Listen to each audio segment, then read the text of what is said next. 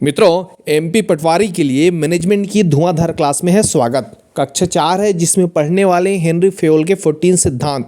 14 बोले तो 14 सिद्धांत।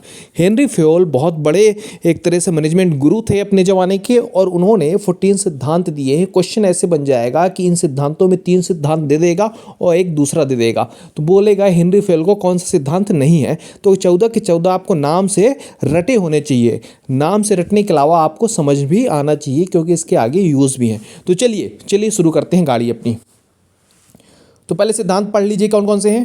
कार्य विभाजन, जिसे डिवीजन ऑफ वर्क बोलते हैं। अधिकार एवं उत्तरदायित्व, अथॉरिटी एंड रिस्पॉन्सिबिलिटी। अनुशासन, डिसिप्लिन। आदेशिक एकत्व, यूनिटी ऑफ कमांड। निर्देशिक एकत्व, यूनिटी ऑफ डायरेक्शन। सामूहिक रुचि की अपेक्षा व्यक्तिगत रुचि की गौणता। Subordination of individual interest to general interest. पारिश्रमिक, रिम्यूनरेशन। केंद्रीकरण, सेंट्रलाइजेशन। अविचलित आदेशिक श्रृंखला, लाइन ऑफ कमांड। व्यवस्था तंत्र, ऑर्डर। समानता, इक्विटी। कार्यकाल की स्थिरता, स्टेबिलिटी ऑफ टेन्योर। पहल अथवा क्रियाशील सूत्रपात, इनिशिएटिव। और लास्ट में एकता एवं निष्ठा, स्पिरिट द कॉर्प्स। अब क्या है ये कौन से जंगली जानवर हैं, चलिए समझ लीजिए। 14 के 14 समझ लेते हैं ध्यान से। तो पहला स्टार्ट करते हैं शुरू से सॉरी। तो कार्य विभाजन, division of work. What is कार्य विभाजन? कार्य विभाजन ये है कि एक कंपनी में कार्य को, या अपने घर में भी देखिए, घर में ज़्यादातर हाउसवाइफ खाना बनाती हैं और मेल जो है बाहर जाते हैं, जॉब करते हैं। तो डिवीजन ऑफ वर्क हो गया। पुराने ज़माने में तो ऐसे ही होता था, आजकल तो महिला पुरुष दोनों काम करते हैं। तो डिवीजन ऑफ वर्क होने से क्या एफिशिएंसी बढ़ गई है ना, एफिशिएंसी बढ़ गई। ऐसे ही कंपनी में इंजीनियर काम करेगा, प्लम्बर का काम करेगा, मैनेजर का काम करेगा, टेलीकॉलर का काम करेगा, IT डेवलपर IT का काम करेगा। तो इससे क्या होगा, एक व्यक्ति महारत हासिल कर लेता है, अपनी स्किल में मास्टरी हासिल कर लेता है। जब एक काम बार बार करता है तो बहुत अच्छे से आने लगता है। इसे बोलते हैं डिवीजन ऑफ वर्क। ऐसा है कि एक आदमी एक ही कार्य करे, उसी में दक्षता हासिल करे, उससे एफिशिएंसी बढ़ती है, कंपनी का ग्रोथ होता है। जैसे सुनार का काम करते हैं, अब दूसरा व्यक्ति काम करने लगेगा सुनार को, तो उसे सीखने में टाइम लगेगा, फिर कर पाएगा, है ना। एक उदाहरण दे रहा हूँ, कॉमन एग्जांपल। तो इसी तरह कंपनी में डिवीजन ऑफ वर्क किया जाता है ताकि इफिशिएंसी बढ़े, कम समय में ज़्यादा से ज़्यादा काम हो सके। इसीलिए आप देखिए कि हर जॉब प्रोफाइल में लिखा रहता है ये डिग्री वाले या ये स्किल वाले अप्लाई कर सकते हैं। ऐसा नहीं तो सभी डिग्री सभी लोग अप्लाई कर पाए, पर नहीं अलाउ होता ना। इसी वजह से कार्य विभाजन का जो सिद्धांत है, डिवीजन ऑफ वर्क, इसीलिए अलग अलग जॉब प्रोफाइल के लिए अलग अलग डिप्लोमा, अलग अलग एक्सपीरियंस लगता है। अब आगे बढ़िए। अधिकार एवं उत्तरदायित्व। अधिकार एवं उत्तरदायित्व या अथॉरिटी एंड रिस्पॉन्सिबिलिटी, इसको समझिए।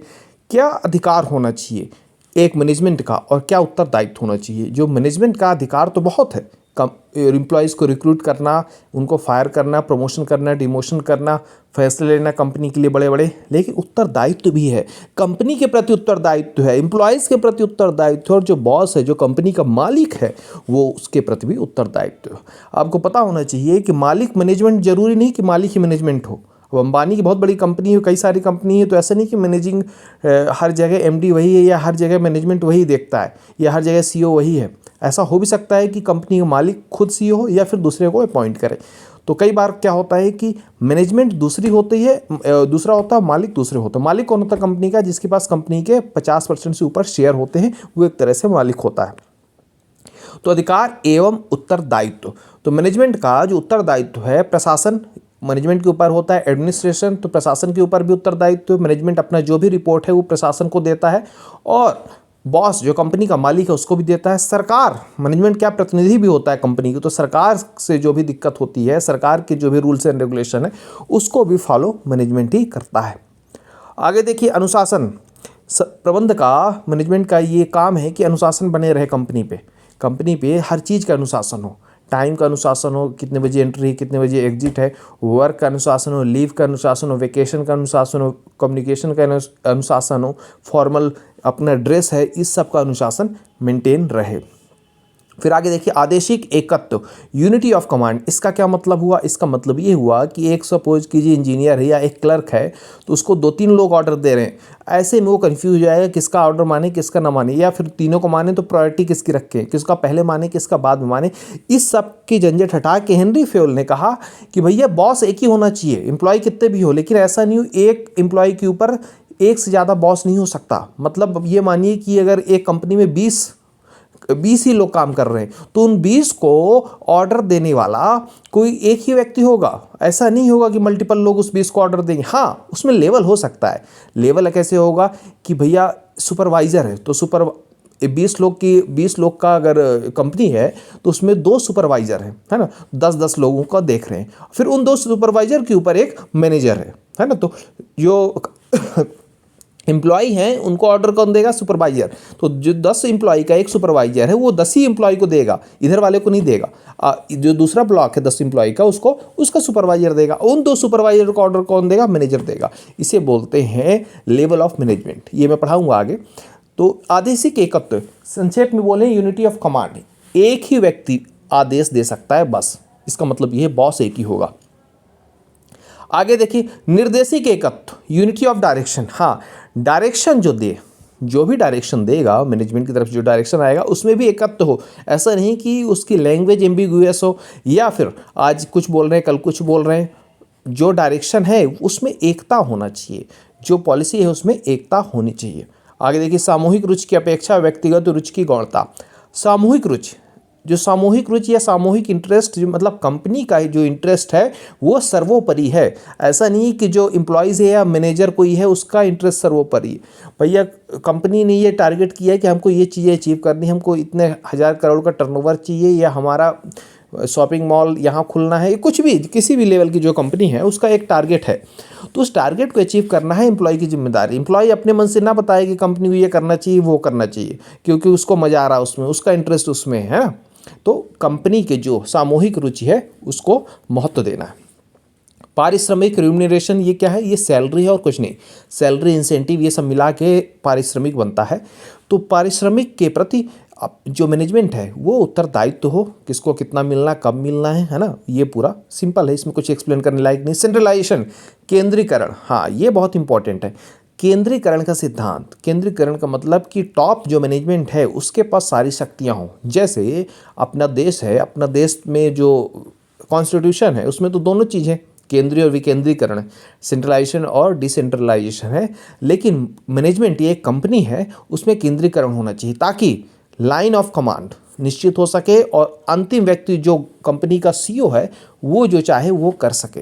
तो वो उसके करने का तरीका है, वो सीईओ जो बोलेगा वो नीचे वाले करेंगे मैनेजमेंट, और मैनेजमेंट के नीचे सुपरवाइजर, ऐसा करेंगे। तो केंद्रीकरण होना चाहिए। पावर जो है अंतिम में कुछ व्यक्तियों के पास संकुचित होना चाहिए, कुछ व्यक्ति या एक व्यक्ति के पास। जनरली कुछ ही होती है, बोर्ड ऑफ डायरेक्टर होता है। तो बोर्ड ऑफ डायरेक्टर के बारे में आगे बताऊंगा क्या होते हैं। फिर देखिए 9th नंबर, अविचलित आदेशिक श्रृंखला, लाइन ऑफ कमांड। हाँ, अब ये लाइन ऑफ कमांड में ये पता चलता है कि जो श्रृंखला आदेश का वो कैसे आएगा। सीईओ से मैनेजर्स के बीच आएगा, मैनेजर्स के फिर lower level managers, assistant manager जिसे कहते हैं, फिर सुपरवाइजर, फिर फोरमैन, फिर एम्प्लॉय। ये लाइन ऑफ कमांड ऊपर से नीचे तक कैसे आदेश आएगा। अगला देखिए व्यवस्था या तंत्र। व्यवस्था कैसे होगा, ये तंत्र, सिस्टम कैसे बनेगा। हर चीज़ का सिस्टम, चाहे कम्युनिकेशन का सिस्टम हो, चाहे कार्य करने का सिस्टम हो, ये सारे सिस्टम जो हैं ये कंपनी में कैसे लगेंगे, इसकी बात करता है हेनरी फेयोल।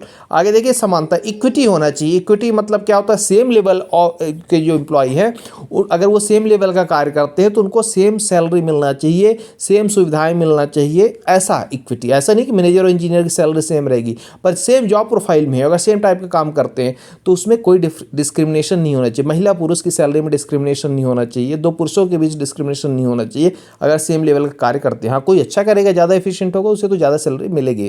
कार्यकाल की स्थिरता, स्टेबिलिटी ऑफ टेन्योर। फेयोल कहते हैं, हेनरी फेयोल, कि आप जो एम्प्लॉयज़ को कार्यकाल की स्थिरता दीजिए। एम्प्लॉय के मन में डर नहीं होना चाहिए कि कल मुझे कोई नौकरी से निकाल देगा, उससे क्या ईमानदारी से कार्य नहीं करेगा। अगर उसे लगेगा कि इस कंपनी में मेरा भविष्य सुरक्षित है तो मन लगा के कार्य करेगा।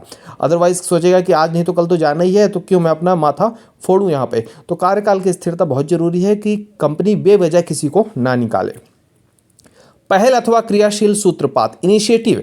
अब इनिशिएटिव मतलब मैनेजमेंट को इनिशिएटिव लेते रहना चाहिए, नए चीज़ें, नवाचार के लिए, नए चीज़ों के लिए, नई टेक्नोलॉजी के लिए, नए मैनेजमेंट के लिए, नए तरीके से कार्य करने के लिए हमेशा कुछ न कुछ नया सोचना चाहिए।